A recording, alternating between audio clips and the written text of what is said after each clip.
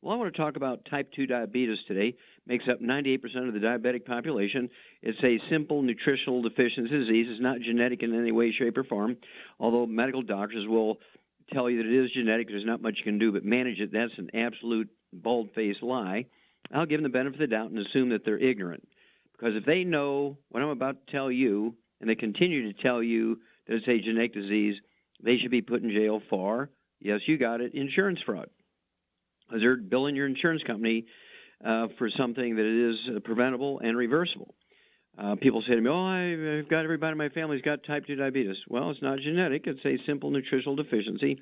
And by proper supplementation, I can legally say you can support and promote maintenance and repair of the metabolism of your carbohydrates and fats and sugar at the cellular level. You can support and promote healthy blood sugar levels, right? Now, elevated blood sugar is not diabetes. It's a symptom of diabetes. And so you can do a pretty good job of managing your blood sugar and keeping it down, below 100 with medications. But you're still going to go blind. You'll still get your feet and legs amputated. You'll still die 10, 15, 20 years early because diabetes is a much deeper problem that has other, manifestations. So it's a simple nutritional deficiency disease, and I never like to cherry pick nutrients because they all are sort of intermeshed like a spider web. Out there in the morning, you see the dew on the spider web. You pull one strand of the spider web, and the dew falls off of all the strands of the spider web. It's a very simple disease, and of course, I do like people to dampen down their inflammatory foods. You got to stay away from fried foods. Got to stay away from processed meats with nitrates and nitrites. Got to stay away from oils. That means margarines, mayonnaise, salad dressings, cooking oils. I don't care if it's extra, virgin olive oil or coconut oil. You got to stay away from it because it inflames the cell surfaces.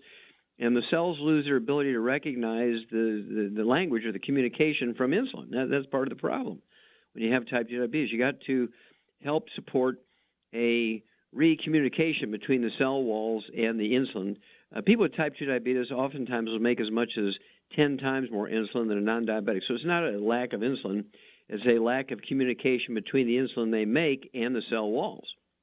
So we got to eliminate that inflammation that causes damage to the cell walls. Then, of course, there's a certain percentage of people who will also have gluten intolerance. So according to Mayo Clinic, something like 30% of Americans, one-third of Americans, 115 million Americans are gluten intolerant.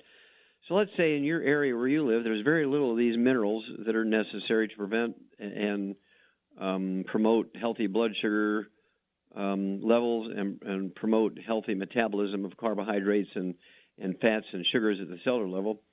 Let's say you only have 10% of the minimum daily requirement of these minerals and other nutrients in the soil in your area.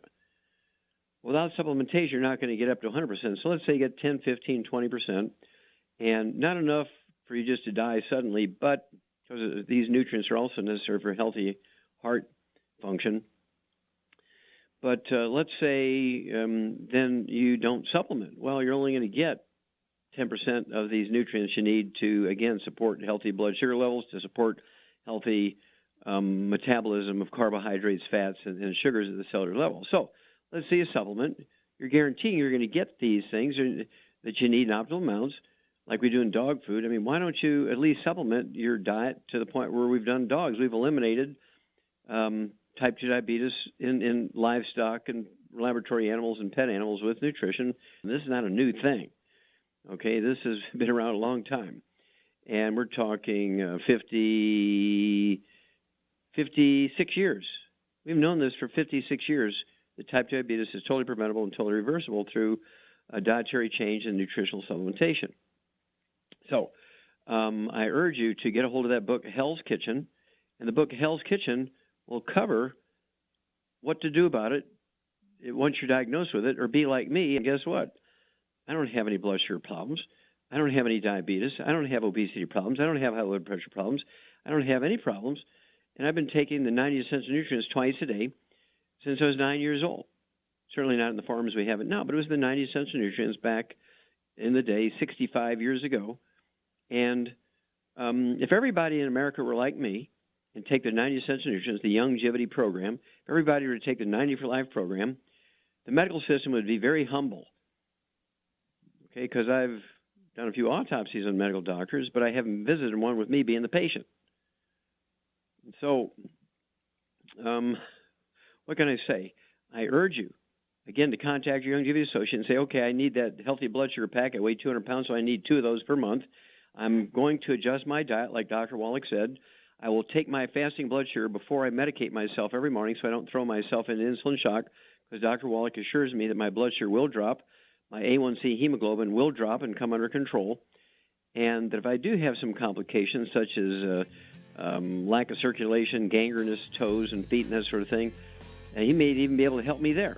And so I'm going to get going here, but I need, since I weigh 185 pounds, I need to take enough of the healthy blood sugar packs for a 200-pound person. I'm going to take 2 of those per month, clean up my diet, and I'm going to monitor my fasting blood sugar every morning before I medicate myself. And I'm going to call Dr. Wallach every 2 weeks, and I'm going to tell him either a progress report or a lack of